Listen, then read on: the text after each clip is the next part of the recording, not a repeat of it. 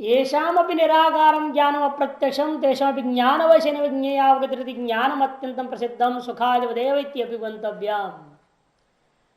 पहला पक्ष जो विचार चल रहा था वो था ज्ञान को साकार मानता है, विषय के अधीन। ज्ञान साकार है, आत्मा निराकार है, यह पक्ष का खंडन कर दिया। और अब ज्ञान निराकार है, आत्मा भी निराकार है, ऐसा कहने वाले का पक्ष उठा रहे हैं। जिन लोगों के मत में ज्ञान निराकार है अतः उसका प्रत्यक्ष हो नहीं सकता, उन लोगों के अनुसार ज्ञान अवश्य ज्ञेयावती, इनका कहना है ज्ञान के अधीन ही ज्ञेय का बोध होता है। घटक ज्ञान होने के कारण से घट है यह मालूम हुआ, ऐसा वो मानते हैं। भले ही ज्ञान का प्रत्यक्ष नहीं होगा, ज्ञान का कोई आकार नहीं, विषयाकार होकर के भी ज्ञान, विषय का अधीन होकर भी ज्ञान कोई आकार को प्राप्त नहीं करता। घटक ज्ञान जब बोल रहा हूं ये नहीं घटाकार को प्राप्त हो गया ज्ञान, ऐसा भी नहीं मानते। ज्ञान घट को प्रकाशित कर दिया, लाइट जैसे प्रकाशित कर दे, बस उसको आकार नहीं ज्ञान हुआ। लेकिन ज्ञान हुआ, घटक ज्ञान हुआ तभी घट का निश्चय हुआ, ऐसा उनका मानना है। लेकिन उनकी मान्यता में कुछ गड़बड़ी है, इसमें खंडन कर रहे हैं। ज्ञान वैसे में ज्ञावगति ज्ञानम अत्यंतम प्रसिद्धम, इसे उनका कहना है जब भी आप घट ज्ञान पट ज्ञान वट ज्ञान होते ही रहता है, कुछ रोज ज्ञान दिन रात हो रहा है ना हमेशा ही, इसीलिए ज्ञान अत्यंत प्रसिद्ध भी है। निराकार है, अप्रत्यक्ष होता हुआ प्रसिद्ध भी है, अप्रत्यक्ष होता हुआ प्रसिद्ध, यही विरोध हो गया वेदांत के साथ। वेदांत क्या कहता है? ज्ञान साक्षात अपरोक्ष है, यद साक्षात अपरोक्षात ब्रह्म, बृहदारण्यक उपनिषद। ज्ञान तो साक्षात प्रत्यक्ष है, कि ज्ञानी ब्रह्म है, ब्रह्म ही आत्मा है, आत्मा ही ज्ञान है ना, ज्ञान और आत्मा का कोई भेद ही नहीं है, तो स्वप्रकाश है, नित्य प्रत्यक्ष है वो। इसे उसका कहना निराकार करना तो मान लेंगे, ज्ञान निराकार है, ब्रह्म निराकार है, उत्तरांश तो ठीक है, लेकिन प्रत्यक्ष नहीं होता बोलता, और अत्यंत प्रसिद्ध भी है कह रहा। कुछ वेदांत में आ रहा है, कुछ बाहर हो रहा है, इसलिए इसका खंडन करना जरूरी था। ज्ञान अत्यंत प्रसिद्धम सुखादि वदेव, सुखादि के समान है इति अभिगंतव्यम, ऐसा उसको स्वीकार करना चाहिए।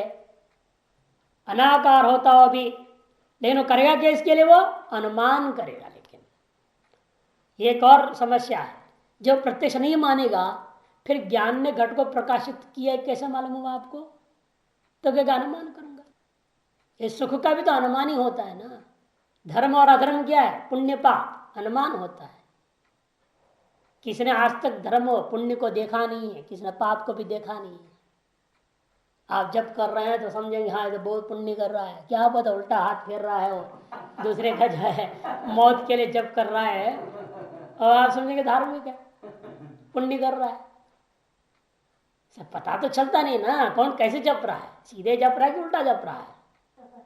अरे उसको खुद को मालूम क्या है? यदि मालूम होता उसको ये पाप है, कर्म करेगा क्यों वो? हम केवल कर्म के आधार पर समझते हैं कि मेरे से पाप हो रहा है, मैं झूठ बोल रहा हूं, उसको मालूम है, और झूठ बोलना पाप है, शास्त्र में पढ़ा है, से झूठ बोलने से मैं पाप कर रहा हूं ऐसे मान लेते, पाप दिखाई दिया क्या उसको? ये शास्त्रों के आधार पर या लोकोक्ति के आधार पर, पूर्वजन से सुने हुए आधार पर, रीति रिवाज के आधार पर, अनेकों आधारों पर आप मान लिए ऐसा हो तो पुण्य, ऐसा हो तो पाप है। उन क्रियाओं को लेकर आप पुण्य पाप का अनुमान कर लेते हैं। त्रिपुंड लगा लिया है बढ़िया, आप कहेंगे हाँ बहुत अच्छा ब्राह्मण देवता है, क्या पता कि पॉकेट मारने वाला आदमी है, वो पॉकेट चोर है, पता क्या चलता है? तो इसलिए कहते हैं कि भाई ये सब चीजें आप अनुमान से जाने जाते, जैसे वैसे ज्ञान भी अनुमान से जाना जाएगा, फिर तो अन्योनाश्रय दोष हो गया। विषय का प्रत्यक्ष किया ज्ञान ने, इसलिए ज्ञान का आप निश्चय किया, और ज्ञान है इसलिए निश्चय होता है क्योंकि विषय का अनुभव हुआ, अन्योनाश्रय दोष। वही आनंद कार्य बता रहे, देखो सुखादि नित्यानुभव गम्यम ज्ञानम नानुमेयम, इस सुखादि के समान नित्य अनुभव गम्य मानना चाहिए ज्ञान को, अनुमेय नहीं मानना चाहिए। विषयावगत्या तद अनुमितो, यदि विषय का ज्ञान की अनुभूति होने से ज्ञान है, और ज्ञान है इसलिए विषय का प्रकाशन हुआ, ऐसे मानोगे तो इतरेतर आश्रय अन्योन्य आश्रय दोष आ जाएगा। इसलिए ज्ञान को अप्रत्यक्ष मानना उचित नहीं है। बल्कि सुखादि जैसा दूसरे लोग भले अनुमान मानते हैं, लेकिन हम लोग सुख को नित्य प्रत्यक्ष मानते हैं कि सुख क्या है, आपका स्वरूप ही है, आनंद आपका स्वरूप है। तस्व आनंद से मात्रम उपजीवन थी, उपनिषद में क्या होगा, उसी ब्रह्मानंद का एक मात्रा को सकल जीव उपभोग कर रहे हैं। अरे तो साक्षात है, वो अप्रोक्ष है, आनंद रूप ब्रह्म। इसलिए सदाई सुख भी वेदांत दृष्टिया नित्य प्रत्यक्ष का विषय है। सुख आनंद सब नित्य प्रत्यक्ष है, क्योंकि अपने स्वरूप से भिन्न वो नहीं है। इसलिए हम लोग क्या कहते, अस्ति भाति प्रियम रूपम नाम रूपमेति पंचकम। अस्ति भाति प्रियता, ये तीन चीजें सभी में व्याप्त है। वो जो प्रियता है उसी का नाम सुख है, उसी का नाम आनंद है, और नित्य प्रत्यक्ष है सबको, कि स्वरूप से भिन्न नहीं है वो। उसको आप विशिष्ट रूप में अनुभव के कर रहे हैं, जो उसके लिए उपाधि घटादि क्या है, निमित्त मात्र हो जाते। जैसे सामान्य रूपेण तार में विद्यमान बिजली को अभिव्यक्त करता है उपाधि बल्ब, उसी प्रकार से सामान्य रूपेण सुख स्वरूप जो आपका है उसका विशिष्ट रूपेण अनुभव करना है, तो उसके लिए घटपटादि विषयों को लेकर के घट सुख विषय सुख, इसलिए पंच प्रकार का आनंद वर्णन किया पंचदशीकार ने, तो है ना, विद्यानंद, योगानंद सब बताया, अद्वैतानंद। और महात्माओं में तो आप जितनी आनंद चाहे उतनी आनंद, नाम तो गिन ही सकते हैं, हजारों लाखों आनंद है। तो इसलिए कहते हैं कि देखिए कि जो लोग ऐसा मानते उसको वास्तविक सुखादि के समान नित्य प्रत्यक्ष मानना चाहिए, क्योंकि यदि वह अप्रसिद्ध है फिर तो जिज्ञासा भी नहीं हो सकती। अथा तो ब्रह्म जिज्ञासा कैसे बोल दिया, जिज्ञासा होती है ना, आप जानना चाह रहे हैं आत्मा को, ब्रह्म को, क्यों जानना चाह रहे हैं? यदि वह अप्रसिद्ध, अत्यंत अप्रसिद्ध खपुष्पवत है वो, फिर खपुष्प को जानने की जिज्ञासा होगी क्या? नहीं। तो उसी प्रकार से आत्मा का भी जानने की जिज्ञासा नहीं होना चाहिए, बल्कि तपसा ब्रह्म विजिज्ञासस्व बोल दिया उसको। बाप बेटे को बोलते हैं 33 में, तपसा ब्रह्म विजिज्ञासस्व। जिज्ञासा अनुपत्तेश्च, तीसरा हेतु दे, इसलिए जिज्ञासा अनुपपत्तेश्च। अप्रसिद्धम चेत ज्ञानम ज्ञेय जिज्ञासित, यदि ज्ञान अप्रसिद्ध होता फिर तो ज्ञेय के समान वह भी जिज्ञासा का विषय बन जाता। यथा ज्ञेयम घटादि लक्षण ज्ञानिन ज्ञाता व्याप्तुम इच्छति तथा ज्ञानमपि ज्ञानांतरेण ज्ञातव्यम आप्तुम इच्छेत। ये जैसा घट है, घटादि ज्ञेय है, उसको हम क्या करते हैं, ज्ञान के द्वारा यह ज्ञाता व्याप्त करके जानना चाहता है। इसे ज्ञान भी यथा घट अप्रसिद्ध है, घट क्या है, अप्रसिद्ध है, कि आपका स्वरूप से भिन्न है। जो स्वरूप है आपका वही नित्य प्रसिद्ध है आपके लिए। इसे कई बार आदमी शरीर को भूल जाएगा, सबको भूल भी जाता है ना, कहाँ हूं ये पता नहीं रहता है, बड़ा मुश्किल से होश में आता है। कई बार नींद से उठा तो पता नहीं कहाँ हूं, देखता चारों तरफ। विभिन्न स्थितियों में हो जाता है। ज्यादा गर्मी हो गई तो आदमी का दिमाग गोल हो जाता है ना, लेकिन दिमाग गोल हो गया बोलते, इसका मतलब क्या है, अपने ही पता नहीं चल रहा हम कहाँ है, क्या हो रहा है क्या नहीं हो रहा है। तो ये होता है, तो कहते हैं कि ये सब क्यों, अप्रसिद्ध वस्तु है, स्व से भिन्न जो भी है वो सब अप्रसिद्ध है, उसको हम ज्ञान के द्वारा जानने की चेष्टा करते हैं। इसी तरह ज्ञान भी अप्रसिद्ध है, घटादि के समान ज्ञेय कोटि में चला जाए, फिर ज्ञान को भी हमें किसी अन्य ज्ञान से जानना पड़ेगा। जो हम ज्ञाता हैं, जैसे ज्ञान से घट को जान रहे हैं, क्यों घट अप्रसिद्ध है, अप्रकाशित, उसका प्रकाशन करना पड़ेगा। ज्ञान के द्वारा हम घट को प्रकाशित कर लेते हैं। उसे ज्ञान जैसा घट वैसे ज्ञान भी अप्रकाशित अप्रसिद्ध ज्ञेय कोटि में चला जाएगा, फिर उस ज्ञान को भी किसी अन्य ज्ञान से प्रकाशन कर लेना पड़ेगा कि नहीं, ये समस्या हो जाएगी।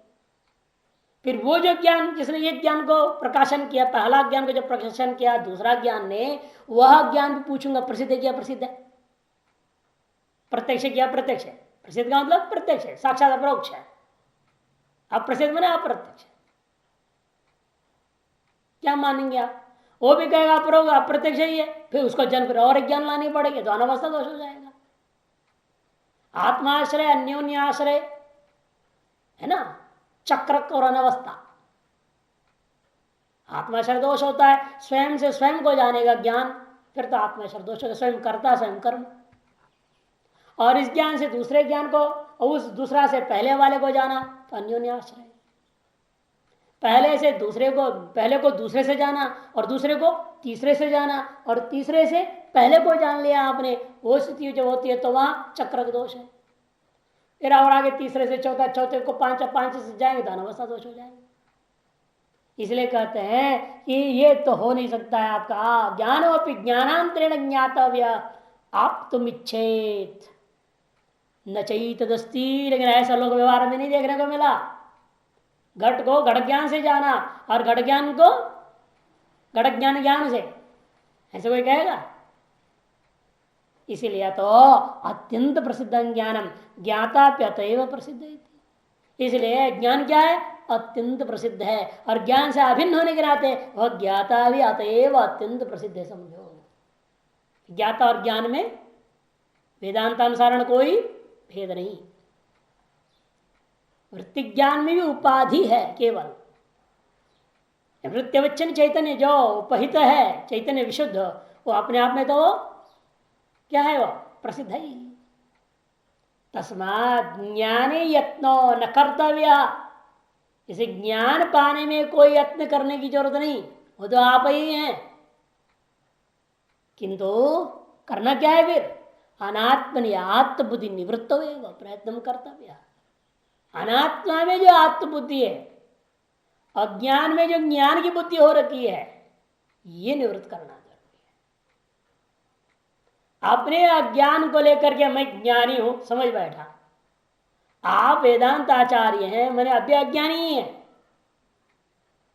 जब तक आप ये मान रहे मुझे शास्त्र ज्ञान वाला होने से मैं ज्ञानी हूं, तो वो अज्ञानी ही है वास्तव में। कि शास्त्र ज्ञान होना कोई ब्रह्म ज्ञान नहीं है। वो ब्रह्मानुभूति थोड़ी हो गई। शब्द रट लिया, अर्थ समझ गया और समझा रहा है, इतने मां से कोई ब्रह्मज्ञानी नहीं हो जाता है। अनुभूति एक अलग चीज है, और जो अनुभूति हुई है वही ब्रह्मज्ञानी है। बाकी सब उसकी ओर जा रहे हैं, उन्हें भी ब्रह्मज्ञानी को व्यवहार कर देते हैं। तीन स्टेज है ना उनका। जिन मुक्तों को भी हम लोग अनेक अवस्था मान रहे, ब्रह्मज्ञानियों की भी जो अनेक अवस्था है, जिसने अनुभव कर लिया उसकी भी अनेक अवस्था कर डाले। जिसने अनुभव नहीं किया उसे पूर्व वाले ब्रह्मज्ञानी जो कह देते हैं तो कोई गलत नहीं, वो भी अन्य अवस्थाओं के अंदर आ जाता है।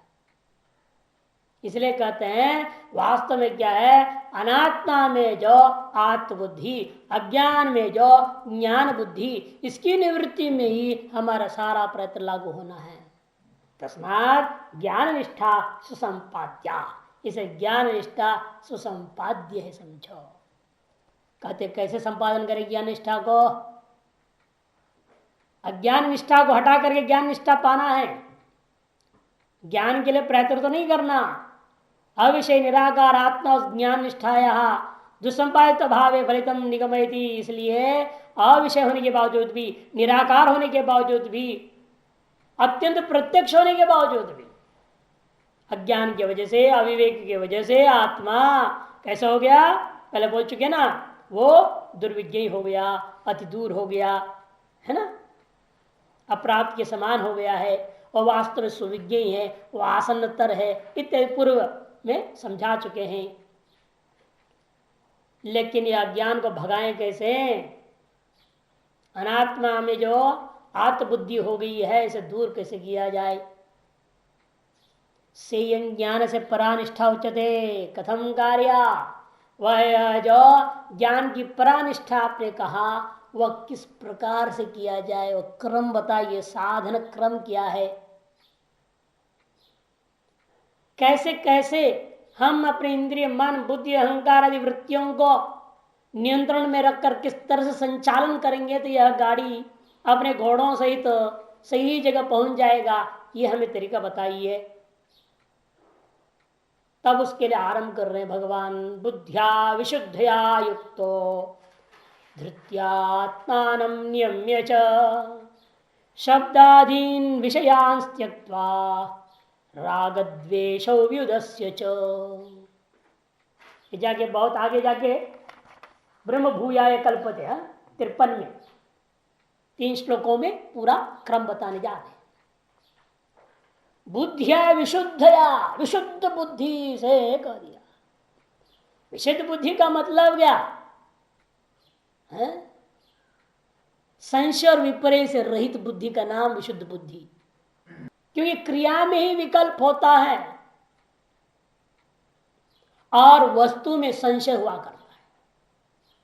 क्रिया में क्या कर तुम अन्यथा कर तुम, ऐसा करो वैसा करो या उल्टा करो, मर्जी तुम्हारी, ना करो।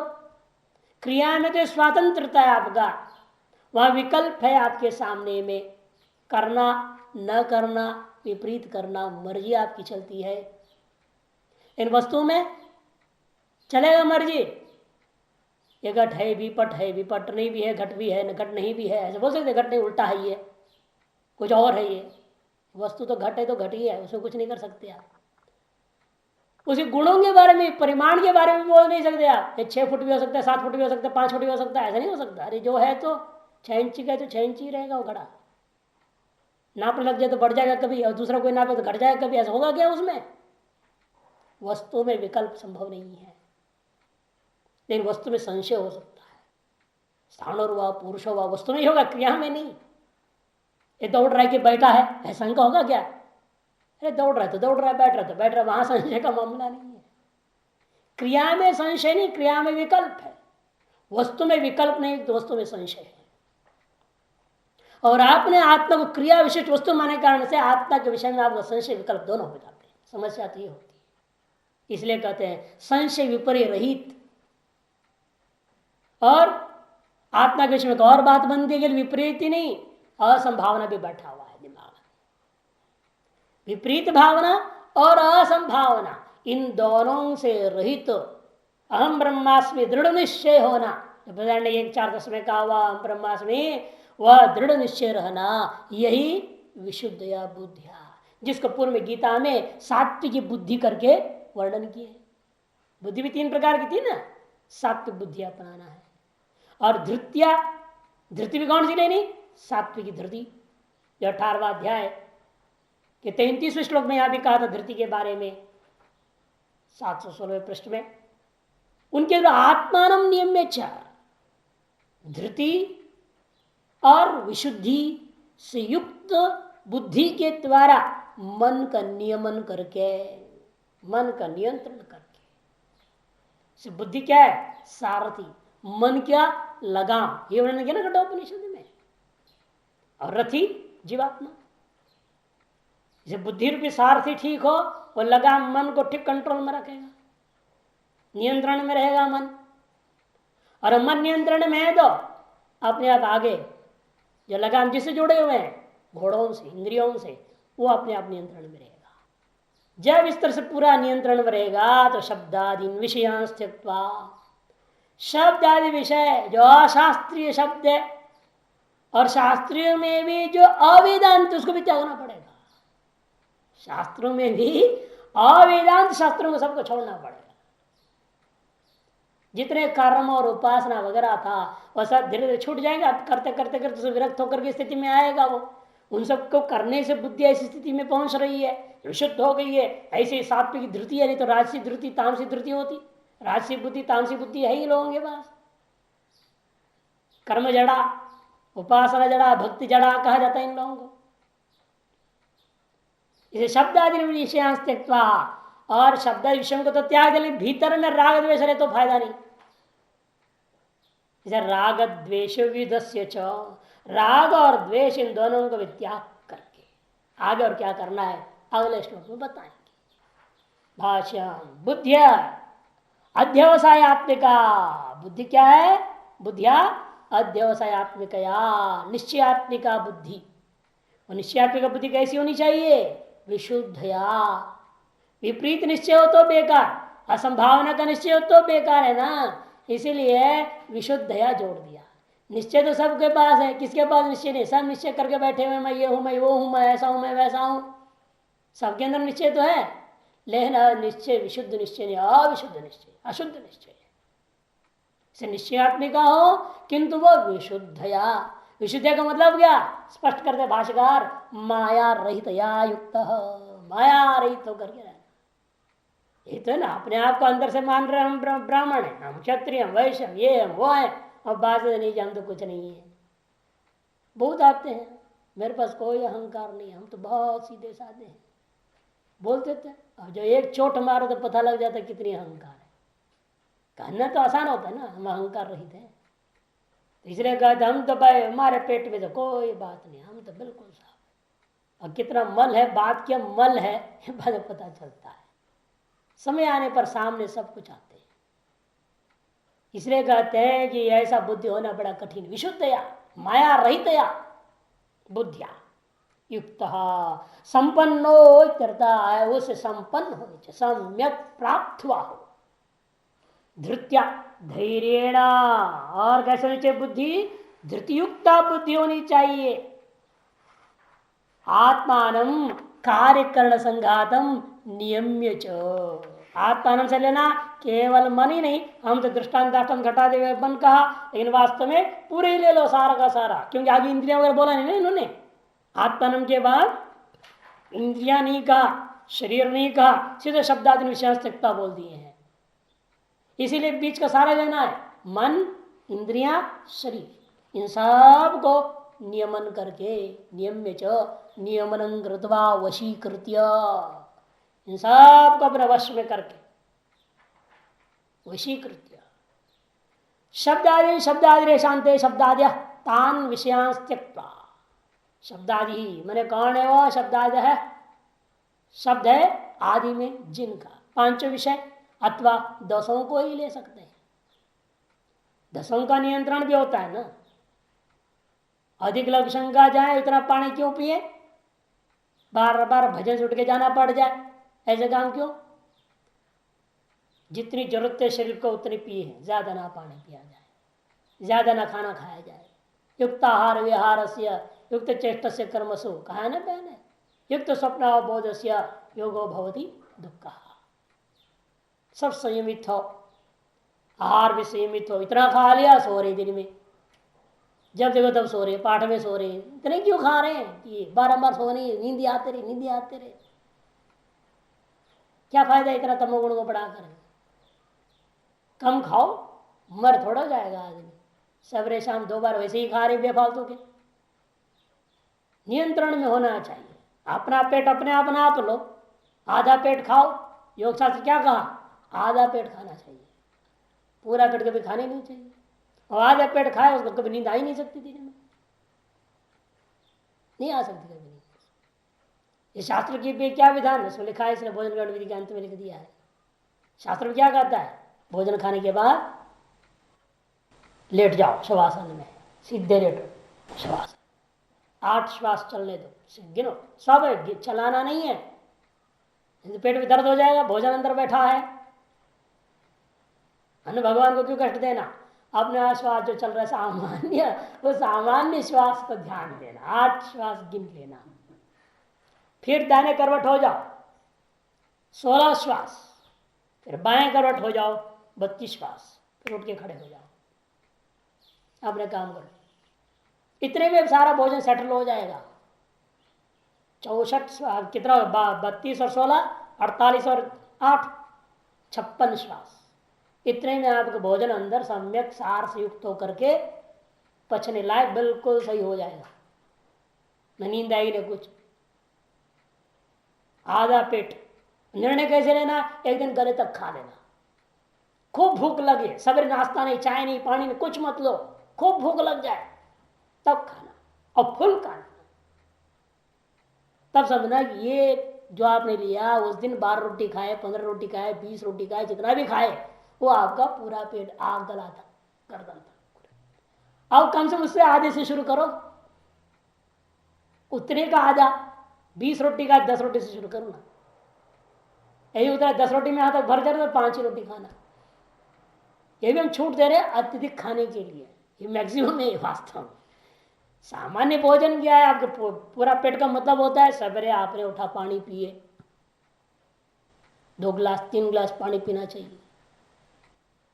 शास्त्र कहता है उठते ही बराबर पानी पियो, मुंह धोया पानी पी लिया, भोजन हुआ मट्ठा पियो, छाछ पियो, सूर्यास्त हुआ दूध पियो और सोने से पहले थोड़ा पानी पियो, आयुर्वेद कहता है।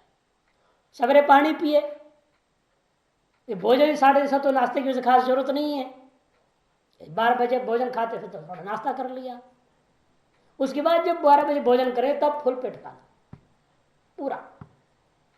एक दिन ऐसे करके देख लो कितनी आपकी रोटी जाती है अंदर माल पानी, फिर उसका आधा बना लेना, ये आधा पेट खाना, तब नियमन होगा सारा, पूरे शरीर आदि वश में आएंगे।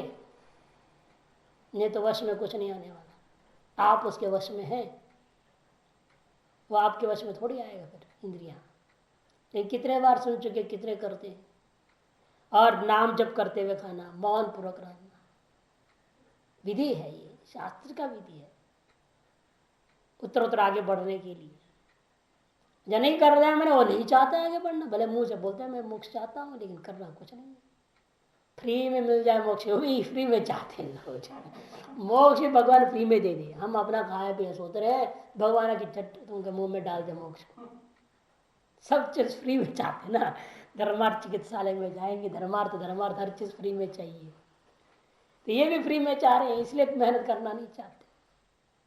शब्द आदिहीन, शब्द आयुरेशांते शब्द आदि, उन सारे सब पूरे 10 इंद्रिय मत समझना। इस पर बोल रहा था कर्मेंद्रियों के विषयों को भी नियंत्रण करना, और तब नियंत्रण है जब सम्यक आहार सब विहार आदि होगा, तब कर्मेंद्रियों के विषय में भी खाने पीने लघु शंका करना, सोच भी ज्यादा नहीं होगा, लघु शंका भी ज्यादा नहीं होगा, सारा चीज संयम में आ जाएगी। इसे शब्दादीन ले लिया। तान विषयान त्यक्त्वा सामर्थ्या, सारे को त्यागी दो का मतलब जब बिल्कुल खाना नहीं पीना नहीं घूमना नहीं फिरना नहीं, ऐसा अर्थ नहीं है। भाष्यकार कहते हैं क्योंकि अभी साधक है ना, मुमुक्षु है, साधना में लगा हुआ है, तो सामर्थ्यात शरीर स्थिति मात्र हेतु केवलान मुक्त्वा, शरीर स्थिति के कारणीभूत जितनी जरूरत न्यूनतम उतने मात्र को छोड़ के बाकी सबको त्याग देना। समाचार सुनना रेडियो का शरीर की स्थिति के लिए जरूरत नहीं क्या? टीवी न्यूज सुनेंगे तब तो शरीर जिंदा रहेगा, नहीं तो मर जाएगा। ऐसा तो होता नहीं है, इसको सुनने की क्या जरूरत है फिर? शरीर स्थिति मात्र प्रयोजन कारणीभूत जो है उतनी मात्र को ग्रहण करना है, बाकी सारा शब्द रूप रस गंध स्पर्श सकल विषयों को त्यागना है। तो अधिकान सुखार्थां त्यक्त, उनसे अतिरिक्त जो अधिक जो आपके लिए सुखकारी महसूस भले हो रहा हो उसे भी त्यागना चाहिए। देखने में लगता है बड़ा अच्छा लगता है ना, सुखकारी है, इसे बड़ा सुख मिल रहा है तो क्यों छोड़े, लेकिन नहीं, भले सुखार्थ है वो, फिर भी अधिक है, अनावश्यक है, उसे त्याग नहीं चाहिए। भोजन खा रहे बढ़िया लग रहा है, हाँ चलो और दो दे दो, और दो दे दो, अच्छा लग रहा है ना, बढ़िया लग रहा है, खाने पीने बड़े मजा आ रहा है, स्वादिष्ट लग रहा है, तो चलो और खाओ। ये नहीं होना चाहिए। चाहे स्वादिष्ट लगे चाहे ना लगे, उतनी लिमिट उतना खाना ही है, उससे ज्यादा हो गया जितना भी स्वादिष्ट हो छोड़ दो, कम हो जाए परवाह नहीं, ज्यादा तो बिल्कुल नहीं होना चाहिए, क्योंकि अधिक ही नुकसान देता है, अति तो मार ही डाल देता है ना, अधिक नुकसान देता है और अति विनाशकारी, अति सर्वत्र वर्जित, इसलिए शास्त्रकार ने क्या कहा, अति सर्वत्र वर्जित। शरीर स्थित्यर्थत्वेन प्राप्तेषु च राग द्वेष हो, और कभी कभी शरीर स्थिति के लिए प्राप्त होता राग द्वेष, तो उन्हें भी लेकिन छोड़ना पड़ेगा। विदस्य च परित्यज्य, राग द्वेष विदस्य च परित्यज्य, देह स्थित्यर्थत्वेन अनुज्ञातेषु अर्थेषु प्राप्तम, देह स्थिति के लिए अनुज्ञान अनुमति दे दिया गया, जो जरूरत रख लो, तो आप राग द्वेष भी रखने लग जाए देह स्थिति के लिए आवश्यक करके समझ के, कहते नहीं, इसको तो बिल्कुल ही जाए, इसको छोड़ने से शरीर मर जाए तो भला, लेकिन शरीर स्थिति के लिए भी राग और द्वेष दोनों को तो पालना ही नहीं किसी भी हालत। उसके बाद क्या करना है, ततः विविक्त सेवी लघ्वाशी यत वाक्काय मानसः ध्यान योग परो नित्यम वैराग्यम समुपाश्रितः। विविक्त सेवी, यहां आएगी लघ्वाशी तो अलग से, जो भाष्यकार ने इसी आधार पर बोल रहे शरीर स्थिति मात्र जितनी जरूरत है उतना ग्रहण करना, क्योंकि आगे श्लोक स्पष्ट कर दिया लघ्वाशी, थोड़ा खाने वाला, विविक्त सेवी एकांतवास पसंद करता है, अरण्य में रहना पसंद, नदी के तट में एकांत में बैठना पसंद, भीड़ से तो भागने वाला आदमी है, भीड़ बिल्कुल पसंद नहीं। ऐसे हो जाता है धीरे धीरे धीरे धीरे, विविक्त सेवी होता है। और लघवाशी, थोड़ा सा खाने वाला, यानी कि हल्का हल्का चीज खाता और बहुत खा जाता है, ऐसे नहीं। खाने के लिए खा जाए पतला पतला, छोटे छोटे हल्का हल्का रोटी बना दे रहा और 100 खा लिया, हमारा क्या है। हल्का भोजन, ऐसा अर्थ नहीं करना है इसका, लघु भोजन, हल्का भोजन खाने वाला, दिन में 36 बार खा ले, 24 घंटे में खा जाएगा तब भी लघु भोजन खाने के लिए।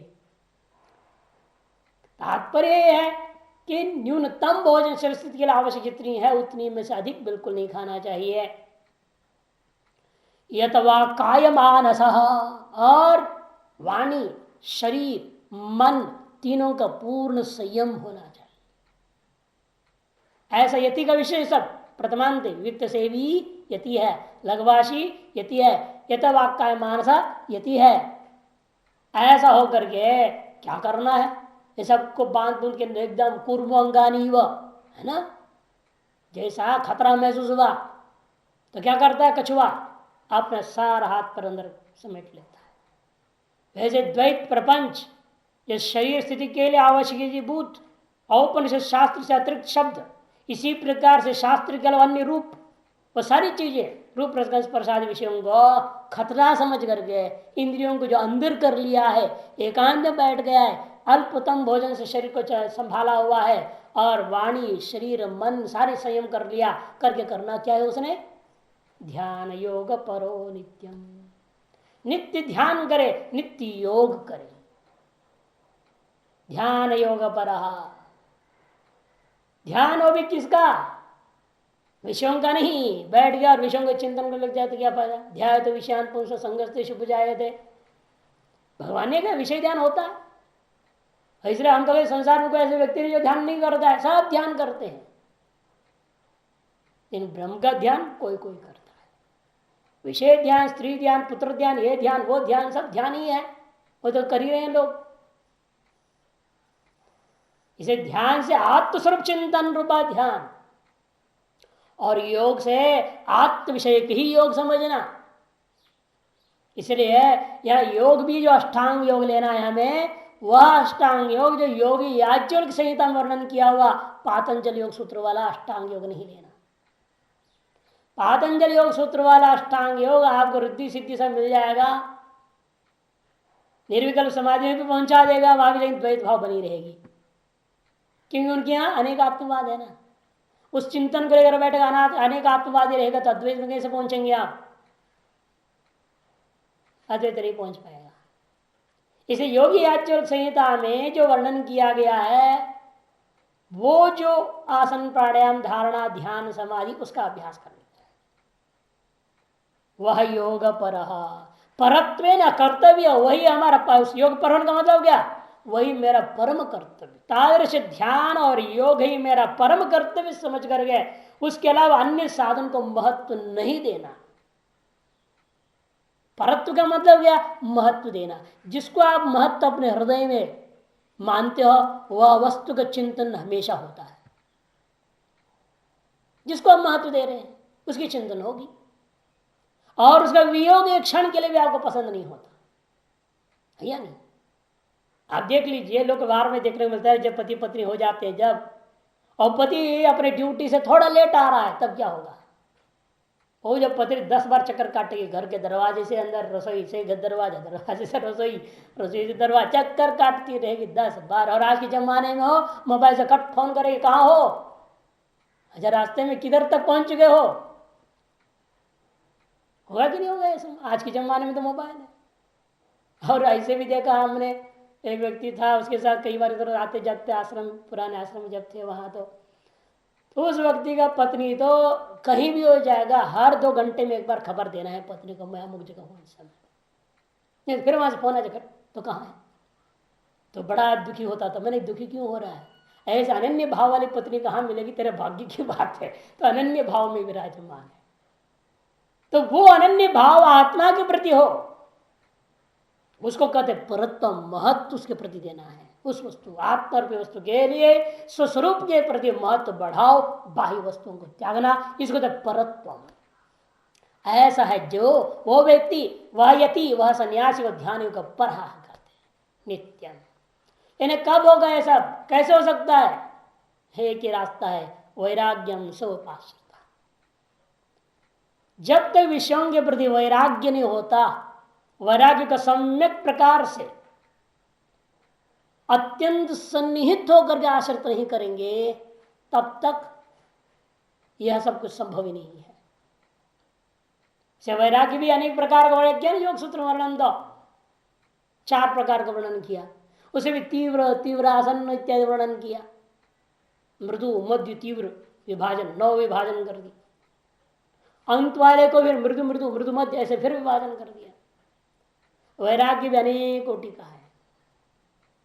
और आनंद मीमांसा जो चलता है तैतृय में, बृहदारण्यक में स्पष्ट ही है, जो जितना वैराग्य वाला होगा उतना ही और आनंद पाते जाएगा। अश्रोत, श्रोत्रिय से अकाम हत से शब्द का प्रयोग किया, श्रोत्रिय होता हुआ कामना से जो आहत नहीं है, जितना उतना और आनंद। मनुष्य आनंद से शुरू किया ना, एको मानुष आनंद से प्रजापति आनंद तक पहुंचा। इसे वैराग्यम समुपाश्रित, तब ये सब साधन संभव है। भाष्य, विविक्त सेवी अरण्य नदी पुलिन गिरि गुहादीन विविक्तान देशान सेवितुम शीलम अस्येति विविक्त सेवी।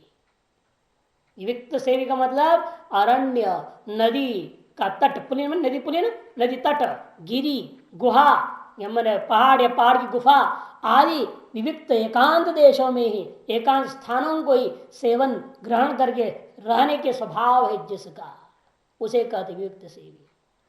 लघ्वा से लघु असनशील, कम भोजन खाने के स्वभाव वाला। लघु भाष्यकार से देखो जो कहे उसको स्पष्ट करते आनंद। लघु मने परिमितम हितम मेध्यम च अशितुम शीलम अस्येति लघ्वासी। अंतिम पंक्ति आनंदगिरी, परिमित बहुत सीमित नाप के, हितम खाना तो कम खा रहा है लेकिन शरीर के हितकारी भी होना चाहिए। कहने हम बहुत कम खाते रहे, मैं क्या करूं, थोड़ा सा खा रहा हूं कि मिर्ची का चटनी खा जा रहा हूं। अरे यार तुम इतने चटनी खाएगा और आग लगेगी, शरीर में रजोगुण बढ़ेगा। कहने इतना सा खाया, क्या खाया, मिर्ची का चटनी खाया, क्या फायदा हुआ? इसे कहते हितम होना चाहिए। और मेध्यम, हितम मेध्यम यज्ञ होना चाहिए। वो ऐसे अन्न को खाने के स्वभाव वाले कहते हैं लघ्वासी। जो दिया गया विशेषण है उनका तात्पर्य को वर्णन करते होते हैं, विविक्त सेवा लघ्वशनयो निद्रादि दोष निवर्तकत्वेन। ये दो का लाभ क्या है? कहते निद्रादि दोष का निवर्तक है। लघ्वासी विपरीत क्रम से लेना, लघ्वासी जो कम भोग खाना इत्यादि क्या है, निद्रादि दोष को जो कहा गया ना स्पष्ट। हम ऐसे नहीं बोलते हैं ना फालतू, ज्यादा खाते वही ज्यादा सोते हैं। इसे कहा कि लघ्वासी होने से निद्रादि दोष का है। निद्रा नहीं, आलस्य नहीं, प्रमाद नहीं आदि से सारा तमगुणी रजगुणी सारा मामला कंट्रोल में हो जाता है लघ्वासी होने से। और विविक्त से भी होने से क्या होता है, चित्त प्रसाद हेतुत्वाद ग्रहण, वह चित्त को प्रसन्नता की ओर ले जाने वाला होता है। और जितनी एकांत है बट उतना अंदर खलबली मचे तो समझना अभी तुम गृहस्थी के ही लायक है। जितने एकांत में बैठे उतने अंदर प्रसन्नता जग रही है, का मतलब वह एकांत सेवक का लायक है। फल बता दिया, किसका क्या फल, विशेषणों को। लघ्वासी होने का फल क्या है, निद्रा दोष का निवर्तक हो जाता है। और विविध सेवा का फल क्या है, चित्त प्रसाद का कारण हो जाता है। इसलिए इन दोनों को ग्रहण करना चाहिए। यथावाक् काय मानसो वाक् काय मानसंचिति यतानि संयतानि यस्य। वाणी, काय मन शरीर और मन, ये तीनों के तीनों संयत है जिसका, किसका, ज्ञान निष्ठा से, ज्ञान में निष्ठा पाने की इच्छुक जो प्रमुख, ऐसा व्यक्ति यति स्पष्ट करते। कौन हो सकता है वो, यति होगा। यतवाक्काय मानस स्यात्, वह व्यक्ति को कहते हैं, ऐसा यति को कहा जाता है यतवाक्काय मानस। एवं उपरत सर्वकर्ण सन, ये उपलक्षण है। इस प्रकार से उसकी सारी इंद्रियां उपराम को प्राप्त हो गई। ऐसा होकर होते हुए ध्यान योग परो, ध्यानम किसका? आत्मस्वरूप चिंतन। आत्मस्वरूप चिंतन नहीं ध्यान है। योग भी क्या लेना? आत्म विषय एवं एकाग्रीकरणम योग। आत्म विषय के एकाग्रकरण योग है, आत्म चिंतन ध्यान है। आत्म विषय को, आत्म रूपी विषय को लेकर के ही एकाग्र कर, जो अनेकाग्र है उसको एकाग्र कर रहे हैं। अर्थात योग शब्द से उल्टा क्रम से बोल रहे हैं। योग शब्द से धारणा और ध्यान, ध्यान शब्द तो ही है, ध्यान योग। योग क्या कर रहा है? योग शब्द का इस तरह से ले लिया इन्होंने, जो एकाग्र नहीं था उस एकाग्र की ओर ले जाना। अच्छी प्रत्यांत है ना, एकाग्रीकरणम, अनेकाग्रम एकाग्रम भवदीति एकाग्रीकरणम। जो अनेकाग्र है, एकाग्र नहीं है, उसको एकाग्र करने का नाम एकाग्रीकरण में, धारणा में होता है। धारणा प्रक्रिया यही है कि वो तैयारी करती है आपके मन और बुद्धि को ध्यान के लिए। तब ध्यान होता है निरंतर चिंतन। ध्यान क्या है? तैलधारावत निरंतर चिंतन। चित्त क्या है? वो प्रत्यसेकता नता ध्यान, योग सूत्रकार में। वह भी एक दिन, दो दिन, 2-4 घंटे वंटे करने से नहीं चलेगा। कहते नित्याम, नित्य ग्रहणाम मंत्र जपादि अन्य कर्तव्य अभाव प्रश्नार्थ। नित्य क्यों ग्रहण किया? नित्य धारणा ध्यान में लगे रहना है। मैंने बीच में बहिर्मुख नहीं हो जाना। मंत्र अरे जप नहीं किया, चलो जप करना है, तो बहिर्मुख हो गया। ये सब निचला सीढ़ी प्रत्याहार कोटि में है ना। वाक संयम, वांग मौन। वाक संयम के अंदर जप आ गया कि जप में क्या होता है? लिखित जप होता है पहले, लिखित जप के बाद वैखरी जप, जोर से बोलते हुए, फिर उपांशु है ना, फिर मानस, इस तरह। तो धीरे धीरे वाणी का संयम हो जाता है जप से। अब माला जप रहे तो अब क्या कर, कोई आ भी जाए तो बोल नहीं सकती कि माला तो पूरी हुई नहीं, तो अपना वाणी का संयम हो गया कि नहीं हो गया? इसलिए सब प्रत्याहार कोटि में है। अच्छा, जो व्यक्ति धारणा ध्यान करने लग गया, होने लगे आपको, फिर प्रत्याहार के पीछे भागने की जरूरत नहीं। इसलिए कहते हैं या नित्य शब्द जो ग्रहण किया है, व्यक्ति की उस स्थिति को बता रहे हैं जहां पर मंत्र जप आदि जो अन्य कर्तव्य है उसके अभाव को दिखाने के लिए।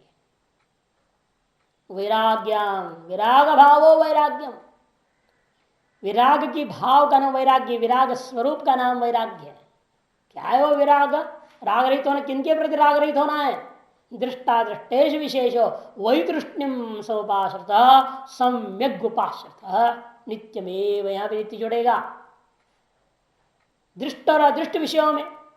दृष्ट मने यह लोक के फल, अदृष्ट मने परलोक के फल।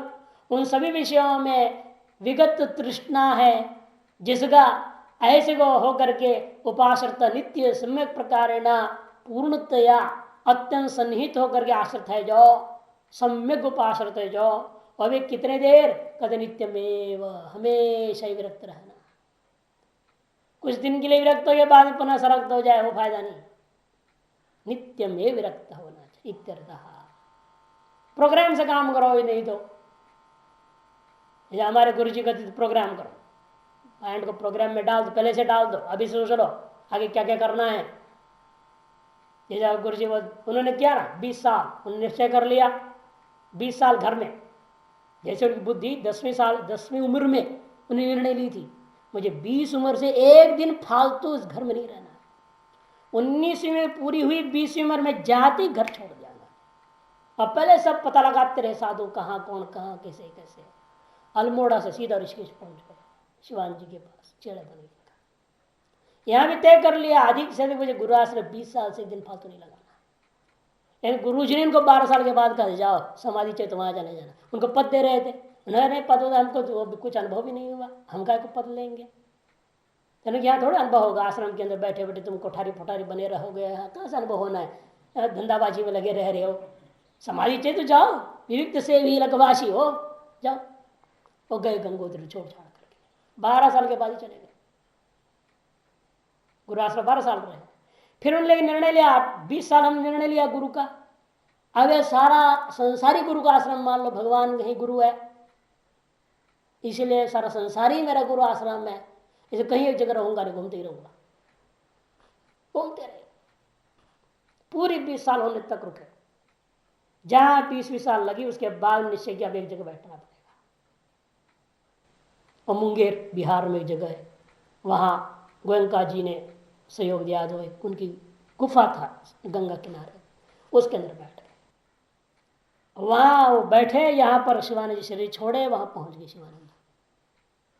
ऐसे उनको भान हुआ कि शिवानंद जी सामने आ गए और कहे कहाँ बैठा है तू, तेरे पीछे देखो करोड़ों लोग हैं जो दीक्षा पाएंगे तुमसे, और इन सब का कल्याण करना है।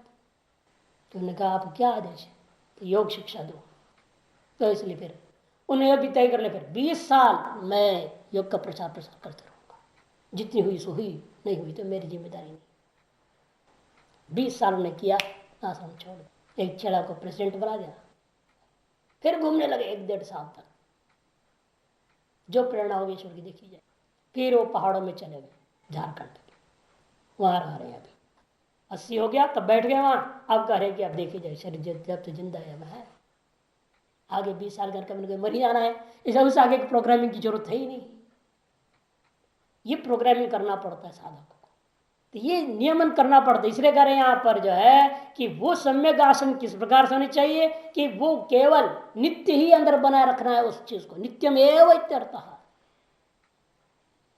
किसी भी चीज में आसक्ति, प्रोग्रामिंग करने क्या होता है, आसक्ति नहीं रहेगी ना, फिर निश्चय आपको 12 साल तो इसका देखना, उसके बाद तो छोड़ के जाना ही है, क्या करना है। वो आसक्ति को पहले से ही काट देनी।